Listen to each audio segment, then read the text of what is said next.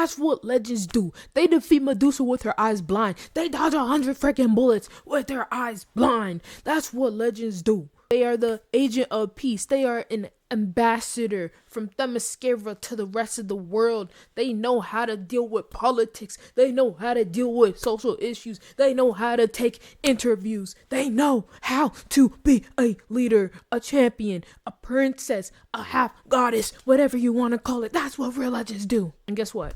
That, my friends, is Wonder Woman.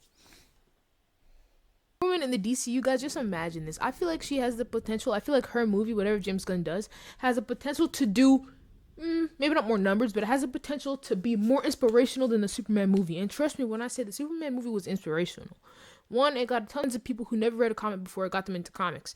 Two, it inspired people to feel like they want to be a better person. I mean, we should have already been a better person to start with, but Superman movie came in a time of great need for both cinema and just the world in general. It had a lot of real issues going on, and honestly, it was inspirational. Superman's little chats about being human, that's what legends do as well. But you know, Wonder Woman, you know the Amazon, the princess of Themyscira, yeah.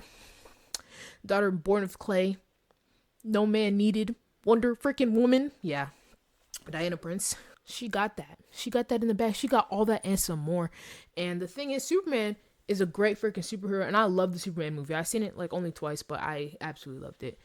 But I do think that a Wonder Woman movie, because I'm reading Wonder Woman 2000s by Greg Rucka, I feel like and I'm also reading Absolute Wonder Woman, I feel like if James Gunn takes inspiration from those two storylines and melanges it into a little movie, I feel like it's gonna do, like, I feel like it's just gonna inspire people so freaking much. Because Wonder Woman, Diana Prince, like I said in my little that's what legends do, she is an ambassador. So she knows things about politics. She's got to fill in some paperwork. I mean, mostly her assistants do that, but like, you know, she knows how to be a leader. Like, she takes like meetings with the president.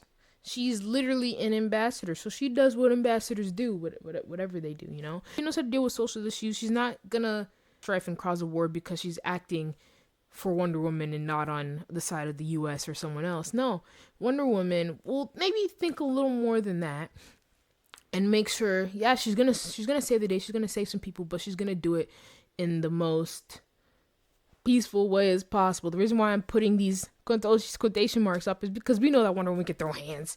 Have you ever seen the DC animated universe Wonder Woman where she's just suplexing people all day long? Come on now, I'm getting too hyped about this. Compose myself.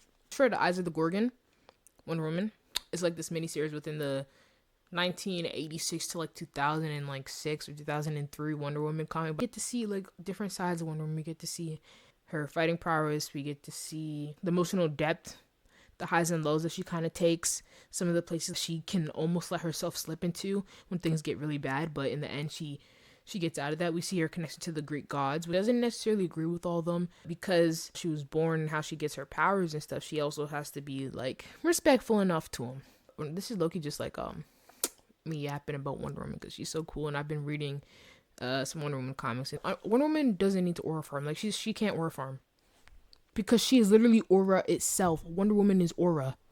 Wonder Woman is. She is aura. Like, no one can out-aura her because she is the fact of aura. She is the being of aura. You cannot out-aura Wonder Woman. That Wonder Woman is not even on this Christmas sweater, and I'm very sad about that because why would they not put Wonder Woman on this sweater? Batman, Flash, and Superman. We're not going to start any talks about the Mount Rushmore of superheroes because obviously Wonder Woman is on there. If you think differently, then you're just wrong. I'm sorry. Like, objectively, you're wrong. If we're talking about personal Mount Rushmores, okay, you can put whoever you want on there. You can put Mark Grayson on there if you wanted to. But if we're talking about objective, why broad scale Mount Rushmore of superheroes, Wonder Woman is completely on there, 100%. It's not even up for debate. If anything, on some levels, I love Batman. I have a Batman shrine behind me on my desk, but you know, if anything, Batman may be up for more debate than Wonder Woman. I know that's controversial. Wonder Woman, I'm really excited to keep reading it because honestly, it's showing me so much about her character that I didn't know before. What I know about Wonder Woman usually came from like the DC animated universe. It came from a few comics I've read here and there. It came from Justice League Unlimited.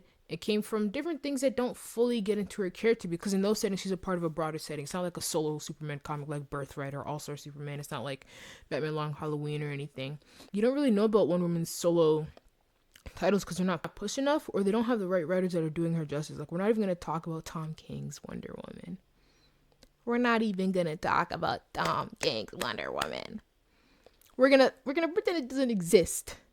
Trinity does not exist either. I'm gonna read George Perez's Wonder Woman after we read Greg Rucka's, because Greg Rucka's Wonder Woman is pretty freaking sick.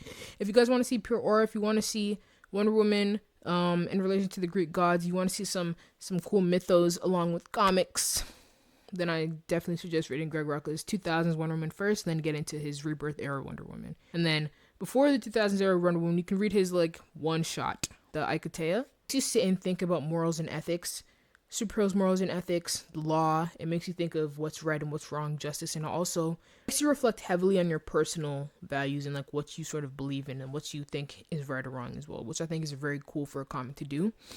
I'm gonna put some of my League of Comic Geek reviews on the screen because there's just so many good things to say about Wonder Woman, especially this particular run by Greg Rucka, and I just feel like Wonder Woman in the DCU is definitely going to have significant impact, one, because she's a female superhero, and obviously we're getting Supergirl, so that's going to be great.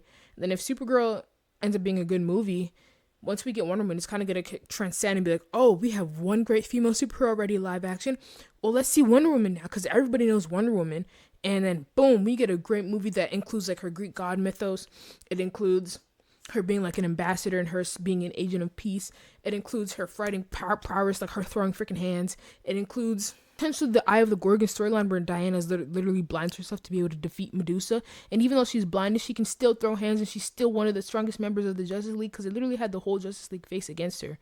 They're holding back a little bit, but she was still holding her own, blinded. And Superman said, I don't know if he's talking about the whole blinded part, but what else would he be talking about? But Superman literally said that if he was blinded, he would have rescinded his Justice League membership. What? But nah, Wonder Woman is going strong because she's like, nah, I'm still capable. I can still throw hands. What she does, she blocked a billion bullets, bro. Blinded. And then she's like, I'll wait. Oh my god, I love this Wonder Woman, bro. I love this freaking Wonder Woman. Like, come on, Wonder Woman, say your Wonder line. Still reading a bunch of Wonder Woman stuff, so I don't have like the most knowledge on her, but I just had to share this video because she makes me really excited, really happy, because reading this comic by Greg Rucka is just doing just so freaking good. Such a good superhero, especially when written right, and it's like, why is it so hard to write her correctly? Like, of course, Batman, Superman, all these things have had their fair share of bad writing, but not like Wonder Woman, because Wonder Woman doesn't have as much media, doesn't have as much content as the other two do, so it's like, how's she winning it through Trinity and she don't have a game? She only got her first movie in 2017. Like, what are we playing about right now? Just need some more for her because they don't give her enough, and it's really sad because like Wonder Woman has so much potential to be everything you want her to be and more, but we just don't get enough of her content. She's such a cool and distinct superhero that there's not many like her either. Wonder Woman is just done in such a unique and different way, the way that her character exists. Like, first of all, she's made out of clay, and taking away her clay origin like totally just ruins half of her character, unless you do something like what Absolute Wonder Woman is doing, where there's still not a lot of men involved in her story, because that's a big part of her story, being not needing men to support her. Of course, there's Steve Trevor, which I like Steve Trevor. I just don't think that he needs to have a romance plot in every story. I feel like Steve Trevor works best when he's in awe of her, when he's amazed, when he really wants to be able to support her. And of course, he can have a crush on her. I think everybody in the world has a crush on Wonder Woman, but I think that Diana is too focused on other priorities to necessarily fall in love with him, at least in every storyline. Like, I think you can definitely have that romance in some storylines, but it doesn't need to be in every storyline. Anyways, I just yapped for like 20 minutes about Wonder Woman, nothing coherent. But if you also love Wonder Woman, then leave a like on this video and potentially drop a little star emoji in the comments if you watched the full video. And again, just to make this really simple, if you want to read more Wonder Woman, I suggest Greg Rucka, his 2000s era Wonder Woman run, which starts on like issue 190 something. I'll put it on the screen. And then after that, you can read his Rebirth run. Then you can also read Wonder Woman the Hikatea. And then you can also read Absolute Wonder Woman, which is currently an ongoing Elseworlds series that is really good and stays true to her character. And then I haven't read this yet personally, but I've also heard that George Perez's original like Wonder Woman run is pretty freaking good as well. Thank you for listening. Now you know that I love Wonder Woman. I want her, I don't want to be her.